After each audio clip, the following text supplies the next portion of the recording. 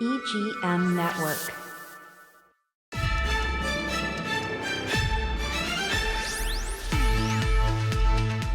Back again, Sir Pellet and LLC selling third-party tax certificate. This is Bill Crafton with the best in the business, Evergreen Media. They do a fabulous job for me. It's unbelievable. Thanks, Bill. I never leave home without my American Express. And I never do a podcast without Jesse James in Evergreen Media. He's the best, folks. Hey, Jesse, it's our 20th podcast. Can you believe that? 20. Yeah, I'm feeling like you're getting me like my son, my brother here. You know? Yeah, I see more you to my wife, I think, sometimes. Hey, 20. Who are the Red Sox number 20, Jess? You know, I'm going to put you to the test. Oh, number 20. Oh, I don't know. Let's see. Bob Smith. No, but you're right. I looked at all the 20 numbers, and I didn't recognize a name. Okay. So I don't have a story to go with 20. Okay. So I'm going to pass this week. All right. Sorry about that, folks, but look them up. I don't know any of those guys. Hey, look, we search for the truth. We try to cone it down, give you facts, right? That's right. Short facts, right? And then you judge for yourself. A lot of stuff I have it on, take it off YouTube, and it's broadcast on the internet. So you can follow up and, read. And coming up this week, you can follow up that Sorkin interview that he has and listen to the whole thing. These guys are really smart guys, and they're pretty honest with the public as they talk, and that's to me a real plus. You don't get that everywhere these days. You got the real right, you got the real left. And I'm not a righty, I'm not a lefty. I'm an American, right, Jess? That's right. Without a doubt. Absolutely. Hey, this is June 19th, as it turns out. It's a holiday. I went to go to the bank. I wanted to cack $1 million check, but they wouldn't take it, They were closed. I couldn't put it in my ATM, whatever. And, Jess, I grew up, and I always loved history. Yeah. I mean, in high school, that's the only thing. History and civics. Yeah. And, when you talk about slavery in the United States of America, and this is Lawrence, Massachusetts, a very white community. We had about 6 black kids in the school. And they never got into anything here.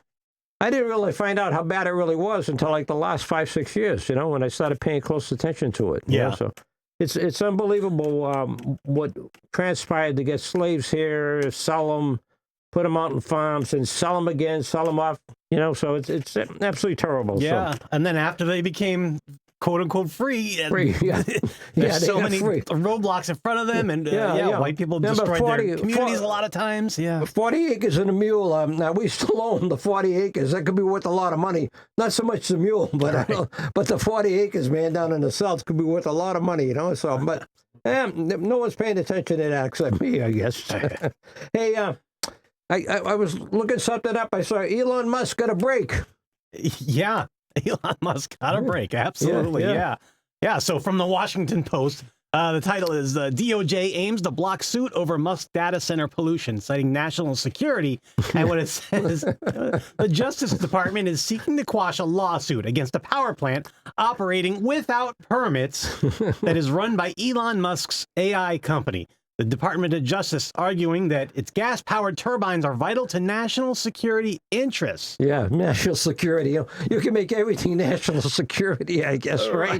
Right. It's a failed It's unbelievable. Hey, Jess, if you and I are running this little power gig out in Mississippi, this is Mississippi, folks, and, this is put in a very black area.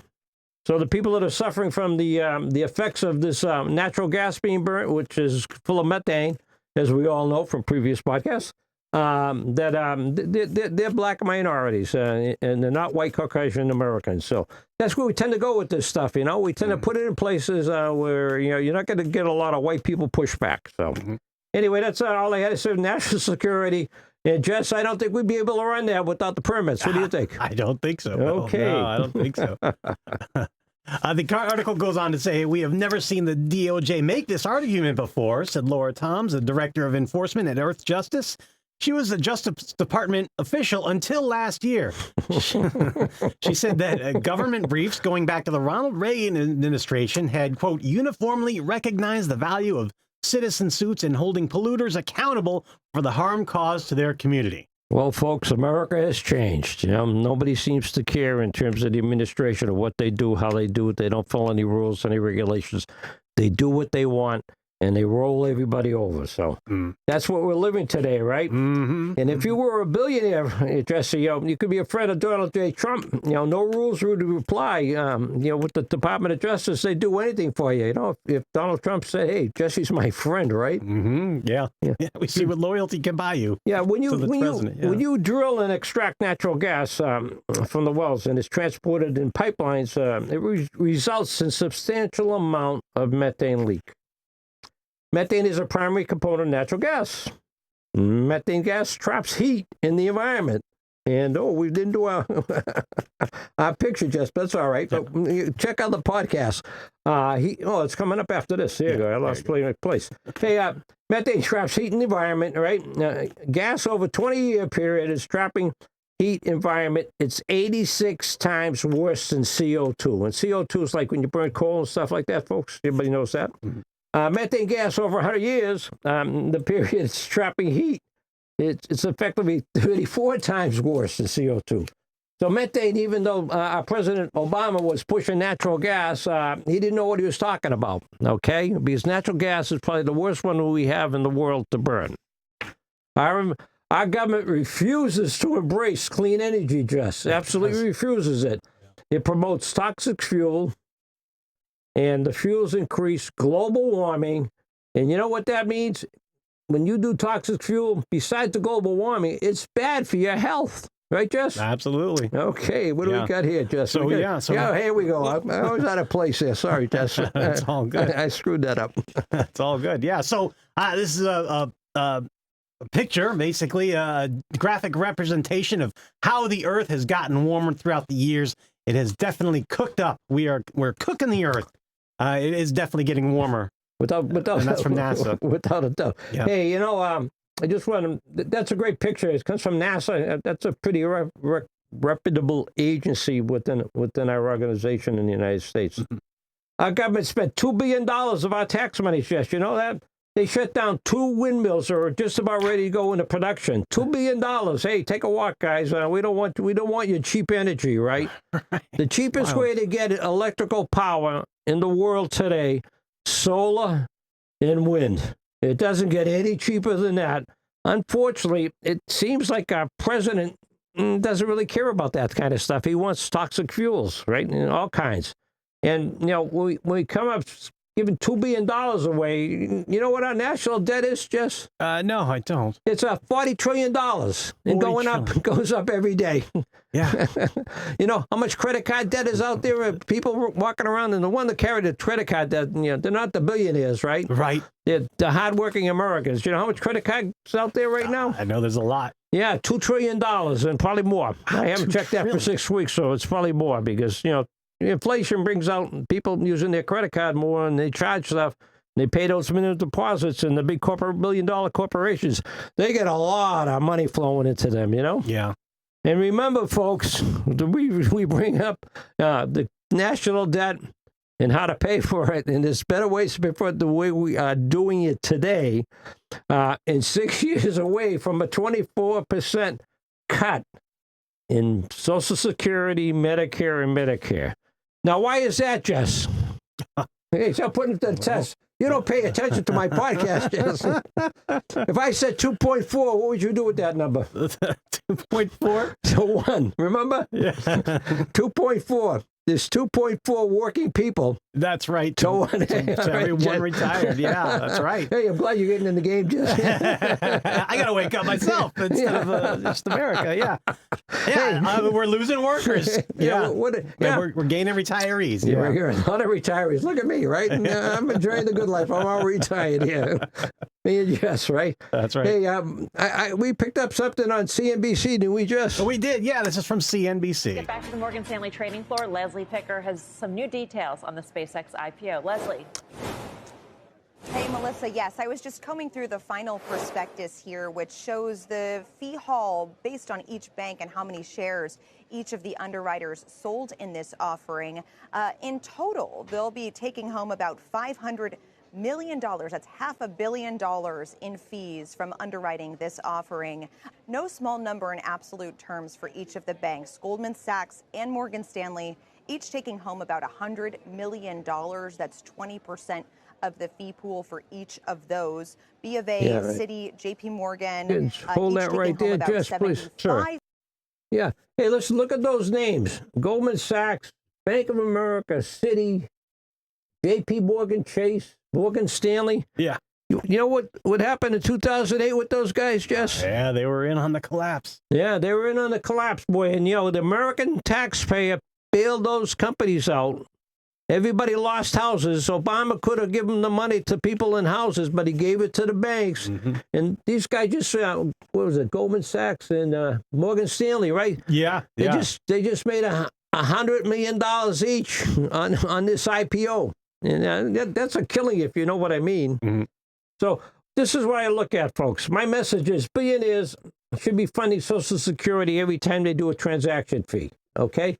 Like this IPO, money should be flowing in Social Security because we're not creating any jobs with it. It's all high-tech stuff.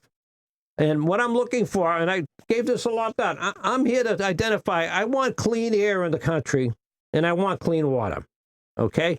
Now, with all this high-tech coming up, we have those chemicals forever, they call them, Jess? Yeah. Remember that? We did a little something on that, right? Right. Okay, Jess. Okay. And most of all, I want senior citizens to be able to live out their lives with some dignity. Yeah. That's important. And that should be important to every single American, right, left, middle, whatever you are, Indian, black, white, orange, I don't care, Should be senior citizens should live their life with dignity. They contribute a lot to this country to get to be a senior citizen. Yeah. Honest to God, we really did, Yeah. Worked all your life. And Jess, do you think that's asking for too much? No, I don't, Bill. Okay. No, I don't. All right, that's good. That seems like a bottom line. Yeah, all right. Yeah. Hey, let's see what Ross Sorkin has to say about wealth in this country. Yeah, all right. So the New York Radio Hour with Andrew Ross Sorkin in conversation with David Remnick. Well, who is Andrew Ross Sorkin? Well, he is an American journalist and an author. He's a financial columnist for the New York Times and a co-anchor of CNBC's Squawk Box. Yeah, he's just jump right in here for a second. He's really a really bright guy. I watch a little of him. I don't know him that well, but he's a real straight shooter, and he tells it the way it is. And the guy he's on with doesn't necessarily like all the things he has to say, but he just shoots straight. Mm-hmm. Yeah, and so that's Andrew Sorkin. He's got a strong financial background on how Wall Street works. And David Remnick.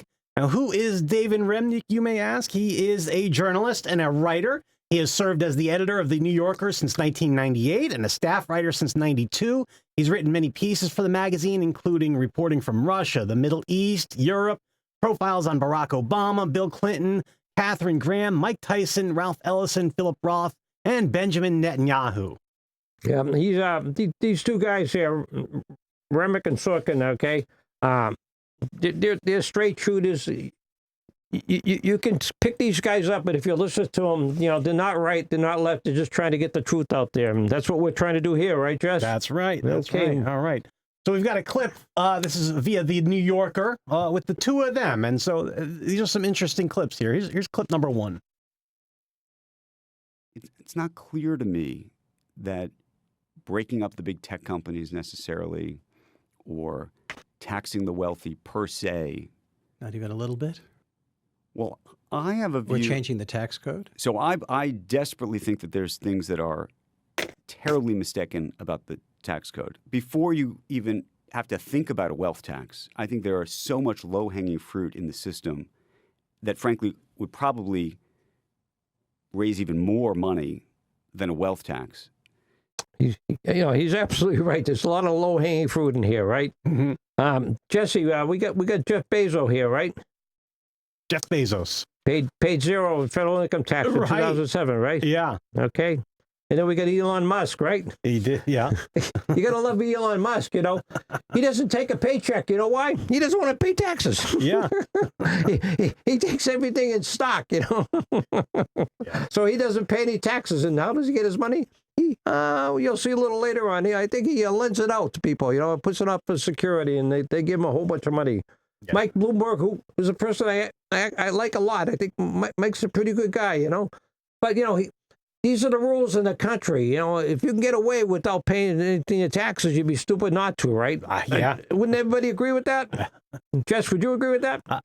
Yeah, I would agree with that. What about you? If you could get away without paying taxes, would you, Jess? If I could get away with it, I probably would. Sure. Yeah, and Warren Buffett, he's on the left side of things. But when you look at Warren Buffett, right, his famous claim is percentage-wise, my secretary pays more in taxes than I do. He has admitted that. Yeah. Oh, absolutely. Yeah, he's up front. And he's the same type of thing, And actually, he lives a very frugal life. He's in like a 5-room ranch someplace that he's owned for 50 years. So he does what he does. He does it great. He's a great guy. But, he knows how to play the system, so he's not paying taxes, right? That's right. We got old George Soros. He's one of those lefty guys, too, Yeah. And he said it a few times, Jess, right? No income tax. Right. And the last guy... Benefits from it, yeah. You remember Carl Icahn, Jess?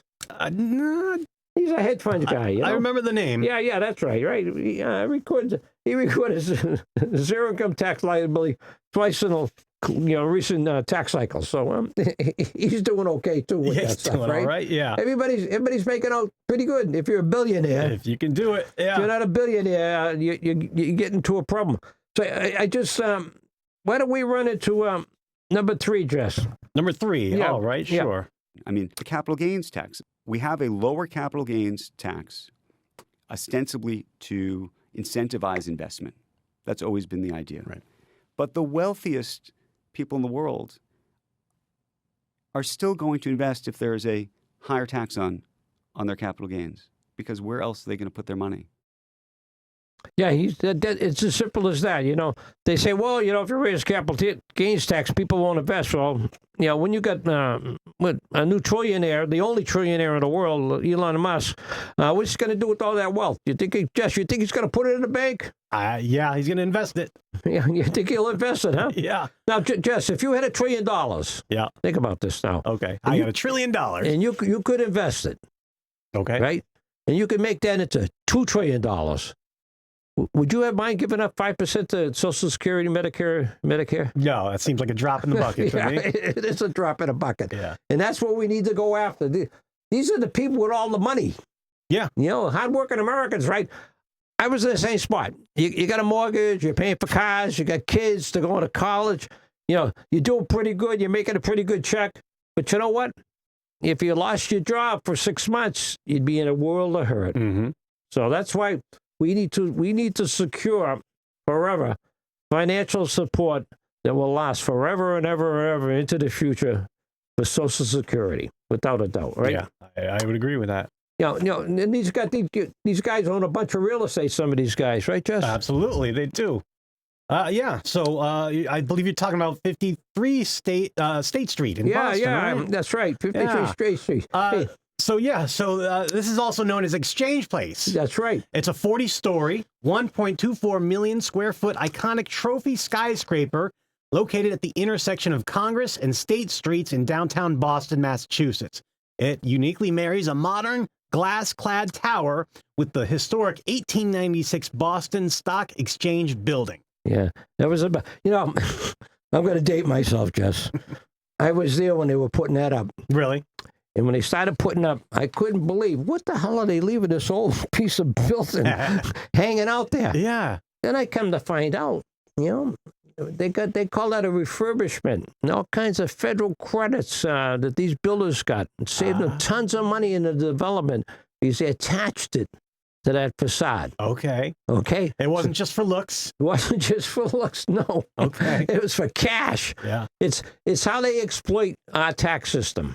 How they exploit the government. The government, the government knows what they're doing. They're giving all these guys free money, Right. So there's no secret about it.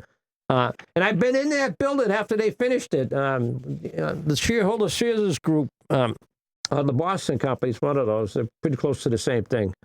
Had some floors in there. We had some consultants in there working. So I've been in there. Absolutely gorgeous building. It's really fabulous. It's a monument to itself. But I don't know why we had to give away a ton of hardworking Americans cash that we pay taxes to to have that happen that way. Yeah. You know, just so. I agree. So the hardworking Americans, I'm looking at this types of transaction. Now, we should be receiving 5% transaction fee in a Social Security lockbox. So anything that we were giving away for those guys, 5% of it they should have taken and put it into a Social Security lockbox. You know what? And we'd never run out of money in Social Security, Jess. It would help every working American. Every working American, that's right. Right, left, center, black, white, orange, who knows, right? Yeah. Yeah, you know, one of the big games here just is gifting. You know, they do real well with the gifting stuff. They do, yeah. So here's another clip from the New Yorker, Andrew Ross Sorkin interview. I would even think about a tax on philanthropy. Yeah, philanthropy. That's gifting, folks. Yeah. I had to look that up, Jess. Yeah. Hey, listen, Michael Dell gave $6 billion. That's what it be, folks. $6 billion. Trump savings account, I think is what you call it. Also, he gave it in highly appreciated stock. You know, he didn't give cash, you know, because if he had to give cash, he'd have to pay 20% tax on the upside of that highly appreciated stock. So he skipped paying those, capital gains taxes, okay? And the beauty of that now with the law is for the next 5 years, he'll be able to write off any chunk of money in his adjusted gross income against that gift. Not only did he skip taxes, now he's getting a tax deduction. Write it off against the adjusted gross income. So how would he do that, take advantage of it? Well, I lived in Collier County, Naples. Don't hold it against me. And they bought the beach club. And that was a hotel, 18-hole golf course. And my understanding now is if you want to buy a condo where the beach club was and look at the Gulf of Mexico, he's got one for you. $30 million. But it's supposed to be a high-end condo. I don't know. I haven't been over there to look at them. But $30 million. Now, he's got 100 of these. And he also has 2 or 3 other projects in Collier County, and they're marina projects. And he's doing the same type of thing there. So he knows he's going to have a tremendous amount of cash flow coming in, and he doesn't want to pay taxes on the cash. He can't get away from it. But if he gives this highly appreciated asset away, guess what? He doesn't pay any taxes. God bless him. You know, he's really a great guy. If you got to know him, you know.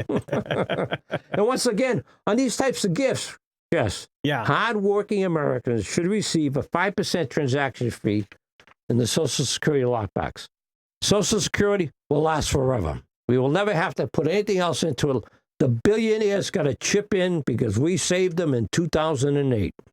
All right, Jess? Hallelujah, man. Hallelujah, I'm baby. with you. Yes, Amen. sir. Yes, sir. It's Juneteenth, right? Hallelujah. Hallelujah. That's right. So moving on, we've got some clips from a source called Mike's Financial Edge. And this is a pretty entertaining breakdown of how these guys are able to get away with these kind of things. Right, Bill? Absolutely. I think it nails everything we just talked about. It does. It pulls really it together. does very concisely. So I'll play this first clip. Yeah. Hey, how do you billionaires avoid paying taxes? Oh, that's easy. I just borrow money. Yeah, borrow money billionaires from billionaire financial institution. Remember those 5 banks we showed up? Right. Dylan and Elon Musk, as much as he wants. Cash, how much you want? No problem. We'll give you all that money, right? They use highly appreciated stock as collateral. So, you know, It doesn't cost them anything. In the old days, the stock was a piece of paper. Now it's all electronic, right? But in the old days, the stock piece of paper, you turn it in, they give you cash. Not a bad deal, right? Right. They never pay taxes. And every time they do that borrowing, once again, I don't want to be repetitive, hardworking Americans receive 5% transaction fee in a Social Security lockbox. It'll last forever. Moving on, Jess. Moving on. Do billionaires pay interest on loans? Yeah, Well, that's you're an interesting rich. question. Why would you need a loan? Oh, I don't need it. I don't take a big salary, though. I get stock options, and I own parts of companies. Banks love that as collateral and give me cheap loans. Yeah, I bet. Right. Yeah, I call that the Elon Musk model. Owns multiple companies. Banks give him all the kinds of loans, and he doesn't have to pay it back. And when he does pay it back, he'll just take out a new one if he has to, right? Mm-hmm. Never takes a paycheck, right? He doesn't want to pay anything in taxes. Gets paid in stock and stock options. Matter of fact, he's got a deal going with Tesla. Will give him another $1 trillion if he meets some expectations with the Tesla Corporation over the next 5 years. Right. So he might be the first person we know in the world that is $2 trillion worth of wealth. And I think when he does something like this, hardworking Americans should get that little kick in 5%, because basically when you look at what these guys got, that's a drop in a bucket, right, Jess? That's right, Bill. Without a doubt. Yeah. So would a financial institution turn down their loan application? But just said it. don't you That's pay it. taxes on those shares? Only if I sell, which I don't. And the loan interest, tax write-off. Yeah, not bad, huh? So right. if you do have some cash flow in it from some other investment as a gain, you can write your interest off against it in the business, and it works out pretty well. Then you maybe pay zero taxes, right? That's right. So the interest paid on borrowed money is a tax write-off. Pretty clear, right? You're in a business, it's expensive to business. That's what the government says, right? Mm-hmm. These guys never sell the stock, right? Why sell it, right? Because there's other ways to get rid of it besides selling it, right, Jess? Apparently so. Yeah, I guess so. We're going to get to that. And then they never pay capital gains tax. It sounds like a win-win to me, Yes, They got all absolutely. kinds of cash in their pocket and it costs them nothing, right? Except a piece of paper. Yeah. And once again, hard-working Americans, that's all you guys out there, all you blue-collar guys, right? Yeah, You're going to rely on this, because when it goes away, you're going to get really hurt. Mm-hmm. 5% transaction-free lockbox. Spread the word. Tell people. That's right. Here's the next part of that clip. Okay, but what about when that loan comes due? Oh, I just take another loan. And banks are cool with that? Well, they'd rather charge me interest than risk loaning to somebody like you. You. He's pointing at me, Jess. Yeah. Have you ever been turned down for a loan, Jess? Yes. You have. That's an honest answer now. I don't want you, betraying our trust here, right? Uh-huh. Because I was just turned down. Were you? Yeah. There's a company up in North Carolina that advertises that they support. You can borrow money to buy tax certificates. Okay. So I chased them around for 2 months, sent them a whole bunch of stuff, and then the guy said, "Nah, we don't think so." And it's all secured stuff, right? Yeah. Yeah, he says check back next year. That's the first time I've been turned out for a loan. Is that right? Yeah. But if I was Elon Musk and he was asking those guys for that loan, do you think they'd turn me down? No. I don't think No, so. sir. I don't No, think sir. so. If I say, hey, I'm a good friend of Donald J. Trump, you can help me out with this loan. What do you think? All right. Yeah. That could work too. Yeah. A little scratch my back. I'll scratch that's yours. right. Yeah. So, Jess, how did these people get rid of this stock without paying taxes in the end? Well, we'll see. Let's see. So you dodge taxes until you die? Oh, that's even better. When I die, my assets get a stepped up in basis. My heirs inherit them at today's value. No capital gains taxes. So no taxes on those assets ever? Bingo. That's the game. Buy, borrow, die. Yeah. There it is, Jeff. Yeah. Buy, borrow, die. Buy, Billionaires, borrow, right? die. Yes, sir, yeah. They're sliding by. They keep smiling at people. They're having a good time. They're doing anything they want, making tons of money, and not paying anything to anybody. Good life, right? Yeah. I wish I had it, If you can get there. Yeah, that's for sure. absolutely. Absolutely. So, this I consider this death thing a real gift. Yeah, from the United States government. Yeah. It's a oh boy, setup. Step up. Yeah. Step up. So we talked about the step call up. Step up. Yeah. How's it work? Yeah, so I had to look this up in very simple terms.